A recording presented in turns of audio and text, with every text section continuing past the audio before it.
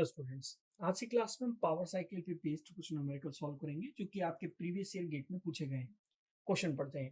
N engine is working on air standard water cycle is supplied with air at 0.1 megapascal and 35 degree centigrade. The compression ratio is 8 and the heat supplied is 500 kilojoule per kg. Okay, the property data for the air is Cp 1.005, Cp is Cv 0.718 and R is 0.287 kilojoule per kg Kelvin is given. What is the maximum temperature in the cycle? हमें क्या calculate करना है कि cycle के अंदर maximum temperature कितना है। Simple question है। ओके, देखिए सबसे पहले तो हम ऑटो साइकिल बनाते हैं क्योंकि उसमें बोला गया है कि वो ऑटो साइकिल पे काम कर रहा है। एक इंजन किस पे काम कर रहा है? An engine is working on a Otto cycle. Otto cycle में कितनी प्रोसेस होती है? ऑटो साइकिल में टोटल 4 प्रोसेस होती है। Okay, adiabatic compression, constant volume heat addition, adiabatic expansion, constant volume heat rejection. ये 4 प्रोसेस हमारे पास थी। ओके, अब इन 4 प्रोसेस में क्या क्या डेटा हमें दिया हुआ है ये देखते हैं। Initially pressure is given, initial pressure is given that is 0.1 mega pascal. Okay, P1 हमें क्वेश्चन में गिवन है कितना है? 0.1 मेगा पास्कल। और क्या दिया है क्वेश्चन? क्वेश्चन में दिया है initial temperature that is 35 degree centigrade. ये क्वेश्चन में गिवन है। CP, CV and R given है आपको। सीपी की वैल्यू कितनी है? 1.005 kilo joule per KG kelvin. आपको सीवी दिया हुआ है 0.718 kilo joule per KG kelvin. R given है, आर कितना है? 0.287 kilo joule per KG kelvin. Okay, CP, CV and R दिया हुआ है। और क्या दिया है इसमें? What is the maximum temperature with in this cycle? Maximum temperature कहाँ होगा? जहां पर प्रेशर मैक्सिमम होगा। मींस हमें क्या फाइंड आउट करना है? टेम्परेचर फाइंड आउट करना है। ओके, क्वेश्चन में आपको कंप्रेशन रेशियो गिवन है। कंप्रेशन रेशियो क्या किससे शो करते हैं हम? आर से। और कंप्रेशन रेशियो कितना दिया है? 8, which is equals to V1 by V2 is equals to कितना दिया है? 8। ओके, ये सारी चीजें क्वेश्चन में गिवन है। और क्या दिया है क्वेश्चन में? आपको दिया heat supply. Heat supply question में गिवन है। 2 से 3 में क्या होता है? हीट सप्लाई होती है। क्वेश्चन में आपको हीट सप्लाई गिवन है 2 to 3 that is equals to 500 kilo joule per KG. Okay, ये चीजें आपको गिवन है। अब आपको T3 तक पहुंचना है तो आपको 1 2 एंड देन 2 3 प्रोसेस अप्लाई करनी पड़ेगी। अब हम लिखते हैं प्रोसेस 1 से 2। ओके, इस प्रोसेस में आपको क्या क्या चीजें गिवन है? इस प्रोसेस 1 से 2 को हम क्या बोलते हैं? डियाबैटिक कंप्रेशन बोलते हैं, जिसमें कि कौन सा लॉ फॉलो होता है? PV to power gamma is equals to constant, जिसमें कि P pressure, V volume and gamma adiabatic index और सी क्या है? कांस्टेंट। अगर हम इसको 1 से 2 के लिए लगाएं तो हमारे पास बहुत सारे फॉर्मूले हैं। कौन से फॉर्मूले? T1 V1 gamma minus 1 is equals to T2 V2 gamma minus 1। Okay, T1 V1 by V2 V1 by V2 to the power gamma minus 1 is equals to T2। T2 हम निकाल सकते हैं। T1 आपको गिवन है कि question में 35 plus 273, ये question में आपको गिवन है। ओके, मल्टीप्लाइड बाय आपको कंप्रेशन रेशियो गिवन है। कंप्रेशन रेशियो कितना गिवन है? 8। Okay, to the power gamma minus 1 means 1.4 minus 1। Gamma की वैल्यू 1.4 है क्योंकि आइडियल गैस कंसीडर कर रहे हैं और आइडियल गैस डायटोमिक गैसेस होती है जिसमें कि गामा की वैल्यू कितनी होती है? 1.4। यहां से हम T2 की वैल्यू फाइंड आउट कर सकते हैं कि आफ्टर कंप्रेशन टेम्परेचर कितना है। आफ्टर कंप्रेशन टेम्परेचर की वैल्यू आ रही है 1403 केल्विन।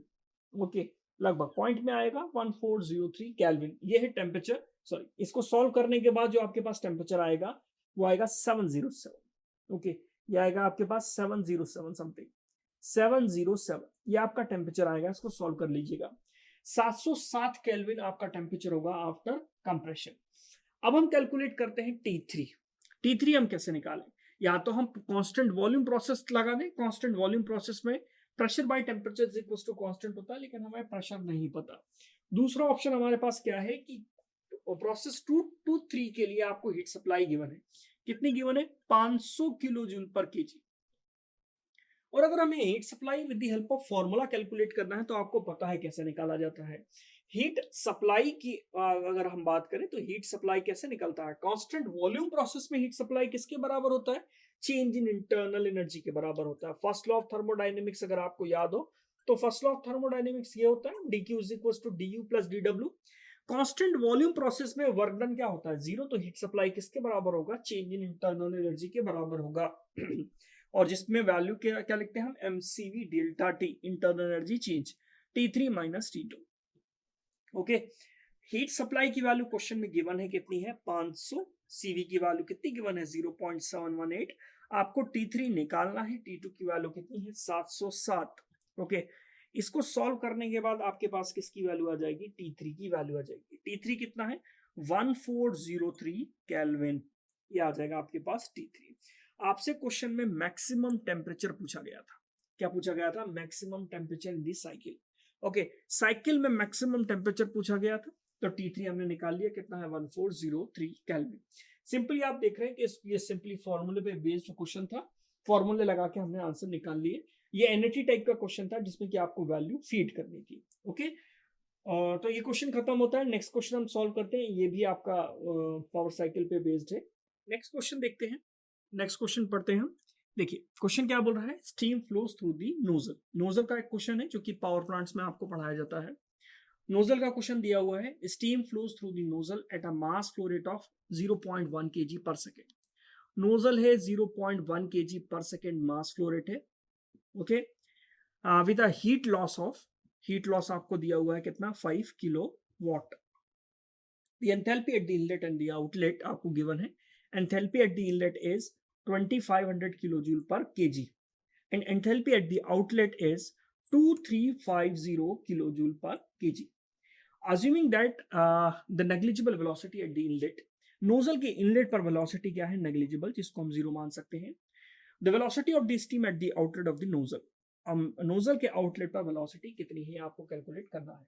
ओके, एक नोजल दिया हुआ है आपको, नोजल बना लेते हैं, ये नोजल है। ओके, नोजल का शेप कुछ भी हो सकता है। गैस की केस में वो मैक नंबर पे भी डिपेंड करता है कि नोजल दिखेगा कैसा। ओके, तो ये आपका इनलेट पॉइंट है और ये आपका एग्जिट पॉइंट है। इस एंड से आपकी एयर जो है एंटर कर रही है, स्टीम एयर बोल रहा हूँ मैं, सॉरी, स्टीम एंटर कर रही है, स्टीम नोजल है, स्टीम एंटर कर रही है और यहाँ से एग्जिट हो रही है। इनिशियली आपको मास फ्लो रेट, आपको इनिशियल में जो स्टार्टिंग में कितना मास अंदर आ रहा है पर सेकेंड, 0.1 kg पर सेकेंड आपको दिया हुआ है। इनिशियली एंथैल्पी स्टीम की कितनी दी है, 2500। जब वो बाहर निकलेगी तो एंथैल्पी कितनी होगी उसकी, एंथैल्पी हो गई 2350 kilo joule per KG. Okay, कुछ हीट लॉस भी हो रहा है। ओके, कुछ बाहर हीट लॉस भी हो रहा है। ओके, हीट लॉस आपको कितना दिया है, 5 किलो जूल पर सेकेंड आपको हीट लॉस भी दिया हुआ है। आपको कैलकुलेट करना है C2। इस तरह के क्वेश्चंस को देखकर आपको क्या समझ में आता है, इस तरह के क्वेश्चन को देख के समझ में आ गया कि ओपन सिस्टम का है और उसमें स्टडी फ्लो एनर्जी इक्वेशन लगने वाली है। Okay, steady flow energy equation क्या होती है, m dot, okay, h1 plus 1/2 c1 square plus gz1, okay, plus q is equals to m dot h2 plus 1/2 c2 square plus gz2 plus w। ये आपका steady flow energy equation है। Okay, इस equation को आप apply करिए। देखिए Z1 और Z2 के बारे में तो कोई इंफॉर्मेशन है नहीं, तो Z1 और Z2 हम क्या मान ले, बराबर मान ले या जीरो मान ले, आपकी जो मर्जी है। ओके, इसके बाद C1 आपको नहीं दिया, negligible velocity at the inlet है, तो C1 भी क्या हो गया, जीरो हो गया। ओके, तो हमारे पास फॉर्मूला क्या बचा, m dot h1 plus q is equals to m dot, यहाँ पर देखिए C2 आपको कैलकुलेट करना है, h2 plus 1/2 m dot C2 square plus control volume का वर्क डन, किसी भी तरह का कोई वर्क डन आपको मिल रहा है नहीं, वर्क डन भी नहीं मिल रहा है आपको, तो वर्क डन नोजल से किसी भी तरह को वर्क नहीं मिलता, तो वर्क डन क्या हो गया, जीरो। इस पूरी इक्वेशन में आपको सारी वैल्यूज पता है एक्सेप्ट C2, वैल्यूज फीड कर देते हैं। मास फ्लो रेट कितना दिया है, 0.1। एंथैल्पी एट द इनलेट कितनी दी है, 2500 मल्टीप्लाई कर दीजिए प्लस, ओके, क्यू कितना है, क्यू की वैल्यू कितनी है, 5 किलो जूल पर सेकेंड। मास फ्लो रेट कितना है, 0.1। एंथैल्पी कितनी है, 2350, ओके, प्लस 1/2, m कितना है, 0.1 और C2 आपको कैलकुलेट करना है। इसको आप सॉल्व कर लीजिए, स्क्वायर रूट ले लीजिए, आपके पास किसकी वैल्यू आ जाएगी, C2 की वैल्यू आ जाएगी, किसमें, मीटर पर सेकेंड में।